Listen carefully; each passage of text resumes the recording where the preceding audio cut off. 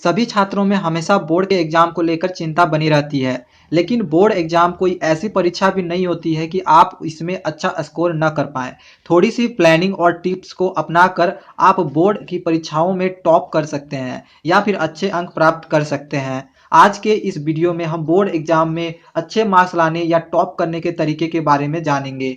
उन सारे छात्रों के लिए बोर्ड की परीक्षा पहला अनुभव है जो क्लास 10 में होते हैं, तो जाहिर है कि उनको सबसे ज्यादा डर लगता होगा और जिसके कारण वो परीक्षा में उतना अच्छा परफॉर्म नहीं कर पाते होंगे जितना वो कर सकते हैं। तो आइए इस वीडियो में उन तमाम बातों पर चर्चा करें जिसको फॉलो करके आप अपनी 2020 में होने वाली सीबीएसई तथा किसी भी अन्य बोर्ड एग्जाम की परीक्षा में 90% या उससे अधिक नंबर ला सकते हैं। नंबर 1, तैयारी पर ध्यान दें। अच्छी तरह सभी पेपर्स की तैयारी करना एग्जाम स्ट्रेस को कम करता है। इसलिए यदि आपको तैयारी ठीक ढंग से नहीं हो रही है तो फिर से रूटीन बनाएं ताकि सभी विषयों को ठीक से कवर कर सके। ध्यान रखें कि आपको 24 घंटे में से 18 या 20 घंटे नहीं पढ़ने हैं, आपको हद से हद 12 घंटे रोज पढ़ना है। नंबर 2, सकारात्मक सोच रखें। किसी भी डर को सकारात्मक सोच से दूर किया जा सकता है। सकारात्मक सोच आपको रिलैक्स रखता है और आप बेहतर ढंग से पढ़ाई करने में समर्थ हो पाते हैं। इसलिए पॉजिटिव सोच रखना आपको बहुत जरूरी है। छात्र जितना टेंशन लेते हैं, अगर वो उसका 50% भी अपने पढ़ाई पे ध्यान दे तो काफी बेहतर अंक ला सकते हैं। नंबर 3, टाइम लिमिट के साथ करें पुराने प्रश्न का पत्र हल।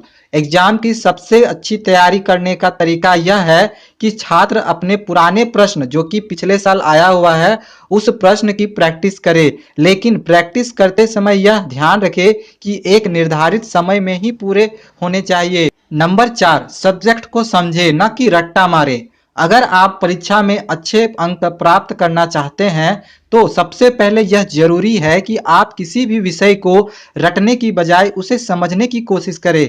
कई बार होता यह है कि सिर्फ किताबों और गाइडों को तोते की तरह रटने से पेपर के दौरान कई सवाल ऐसे बदल कर आ जाते हैं जिनके बारे में छात्रों को समझ ही नहीं आती, जिससे स्टूडेंट में इन प्रश्नों को देखकर घबराहट होने लगती है। ऐसे में जरूरी है कि आप विषय को रटने की बजाय अच्छी तरह से समझें। नंबर 5, टाइम टेबल बनाएं।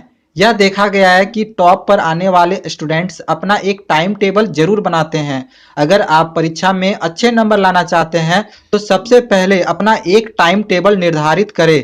हर सब्जेक्ट को टाइम के अनुसार डिवाइड करके उसकी पढ़ाई करें। जिस सब्जेक्ट में आप ज़्यादा कमजोर हैं उस सब्जेक्ट पे आप ज़्यादा टाइम दें, लेकिन इस बात का भी ख्याल रखें कि जिस विषय को आप अच्छी तरह जानते हैं उसे रिवीजन करने के लिए भी समय जरूर दें। नंबर 6, नोट्स बनाएं। नोट्स हमेशा आपकी मदद करेंगे। जब भी आप पढ़े या रिवीजन करें तो ध्यान से उसके नोट्स बनाते चले। अक्सर बच्चे पढ़ाई टालते हैं और बाद में पूरा सिलेबस देखकर दबाव में आ जाते हैं। उस समय आपके बनाए नोट्स बहुत सहायक रहते हैं, इसलिए आपने जो भी पढ़ा उसका नोट्स आप बनाते चलें। नंबर 7, लिखने का प्रैक्टिस करें। बहुत से छात्रों की आदत होती है कि वे बोलकर या मन में याद करते हुए पढ़ते हैं, पर परीक्षा की तैयारी के लिए केवल इतना ही काफी नहीं है।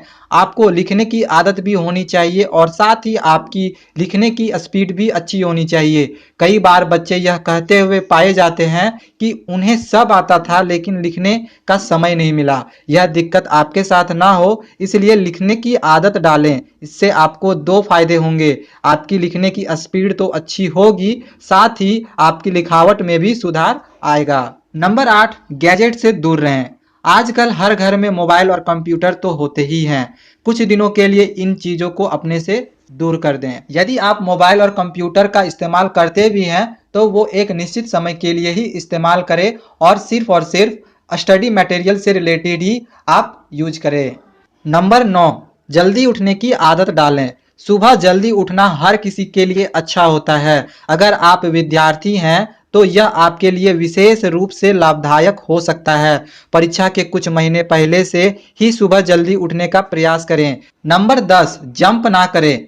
मतलब कि कई बार छात्र ऐसा करते हैं कि जो उन्हें आसान लगता है उसे पहले खत्म करने की कोशिश करते हैं और जो उन्हें कठिन लगता है उसे बाद के लिए छोड़ देते हैं। ऐसा करते हुए परीक्षा का समय नजदीक आ जाता है और उस कठिन अध्याय के लिए समय कम मिलता है, जिसकी तैयारी वो सही तरीके से नहीं कर पाते हैं। इसलिए परीक्षा के लिए यह सुझाव दिया जाता है कि कठिन चीजों को तैयारी पहले कर लें।